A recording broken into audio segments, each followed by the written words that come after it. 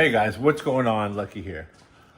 Over at the shop, it is the weekend, which is work on your own buckets day. Working on the Merc. I started wiring earlier. Give you guys a quick hoedown on how I do wiring and stuff. Coca-Cola sponsor.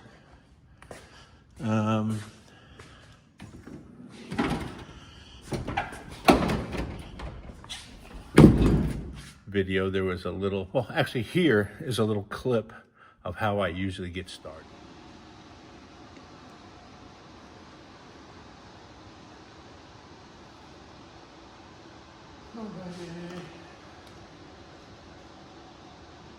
It just goes from here into the harness and then goes out that way. So I will generally just get an idea of how the dashboard is set up. Obviously ignition on the left, ignition on the right, headlight switch on the left, any potential extra switches, windshield wipers and stuff like that on which side of the steering column. And then I will put the fuse box in a fixture simulating where it will be mounted on the firewall. In this case, I'm using the vise right here on the welding bench. And then I will just estimate, because this isn't an exact thing. There's margin for moving things around. Estimate, what goes where. This is a universal harness. So I snip out, 99% of all the zip ties that are on here and then reset it up the way I want it.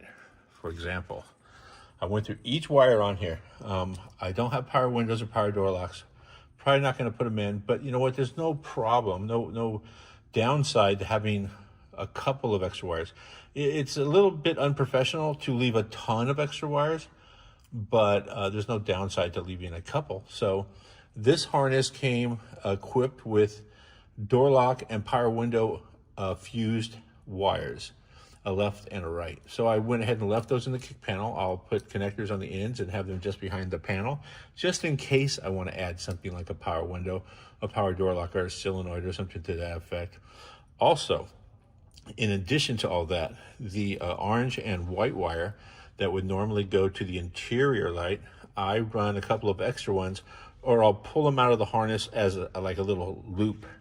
So like in the harness right here, I'll just grab a white and an orange that I know are interior light, and I'll just pull them out in a little loop, put a zip tie on them, so that I can add a little under dash LED if the customer wants it, or if I decide I want it. That's pretty much the straight basics there. Under the dash, I don't know if you can actually see. Oh, I think I just found the light. Boom, there it is. I mounted the fuse box up high enough that I can get to it and read what's going on, but not so high I can't get to it, but also not so low that you can see it from outside the car. I think that looks a little unprofessional when you mount the fuse box so low. It's just convenient for you, but it also is visible from outside the car. I don't really care for that. And then I've gone through and isolated each harness. There's a sub harness that goes to the front. I isolated that. In addition to that, I'll include a couple of wires, a fan trigger wire, maybe an AC compressor wire, just an extra wire, because that always happens. I'm just like, you'll be bolting something up in the front. Say, oh man, I wish I would have ran a fog light wire. So either way, run a couple extra small wires up there. You can trigger a relay with them. To the rear of the car, same thing. I run a dome light wire to the trunk. Also, maybe by the rear seat on either side. I will do the same thing with the white and orange wire and just pull it out in a little loop in case your interior has a little mood light, one there, one here. This vehicle actually has a light up there and one right here. So we'll make sure those work. And then I'll start isolating stuff like the turn indicator harness. In this case, the turn indicator harness is right here. I'm going to cut it a lot shorter, but it goes to the turn indicator, the blinker combo switch right here. I'll put a plug on that. This is the headlight harness. I pull it right out of that harness. I put some tape and I route it so it has its own dedicated little route right to the back of the headlight switch. Same with the harness like this one right here for the ignition switch. Because we're putting in a digital screen, I went ahead and ran left and right and high beam indicator along with an extra fuel gauge wire to the instrument panel area. Even though it's a digital screen, this is going to be plugged in via CAN bus to the ECU. You might want to have an extra turn indicator right in your face so you're not like me, you know, old guy driving around with your left blinker on all day long. So there's that. These are a couple of other harnesses or wires. Windshield wiper, potential radio wiring, orange and a white for the brake light sensor. I cut out stuff like, I don't need an oil pressure sensor wire. It doesn't hurt to leave it in, but I don't actually need it, so I'm taking it out. There's a giant pile of wire I removed from that harness. I don't know where the heck I threw it. But yeah, oil pressure and temperature are all done through the ECU, so I don't need that. What else? The cruise control and VSS, I don't need any of that. I'm not doing any of that. This thing is going to be a mix between a cool cruiser and a bit of a race car. What else did I cut out of this thing? Really, that's about it. I left the provisions for air conditioning. I left a couple trigger wires in case I want to put a sensor on the motor and pull it out of the harness to, you know, fuel pressure or something like that. There is a couple wires still stashed in the stock engine harness. But other than that, this thing is a pretty simple system. Mark was here when I was pulling everything apart, and he stated, wow, this looks like a lot of work, a lot of wire. But honestly, it isn't. You can thin it all out very easily and lay it all out. And while you're doing that, it's silk screened right onto each wire exactly what it's for, what it does. Well, I kind of have it memorized now, but you can see right there, it says what each wire does. I don't know if that thing's going to focus, but either way, it's silk screened on each wire exactly what it does. So it's not super difficult. It's just a little monotonous, a little time consuming. So yeah, don't be scared of doing this. Take it apart and do it. This is the dimmer switch. So it's coming down the kick panel and we'll go right up to the high beam, low beam right there. Everything is so self-explanatory. As a matter of fact, I'm gonna get Sticks McGann over here. I'm gonna sit in here with some ring terminals and stuff and start putting this stuff together. And it shouldn't be very long until we're able to turn the key on, possibly crank this thing over. After I get all this done and I wire stuff up in the dashboard, I take apart all four corners of the car, headlights, turn indicators on both sides, left and right in the front, and the whole taillight assemblies in the rear, and then rebuild them, because nothing is worse than putting the whole thing together and having just bad bulbs. So rebuild those if you're not replacing them, and then before you apply power to it, just start hooking stuff up here. It's great.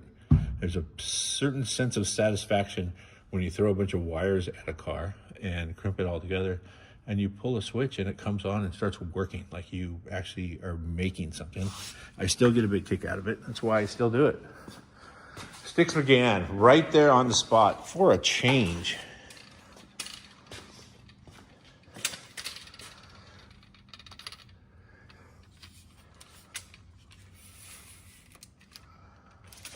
All right.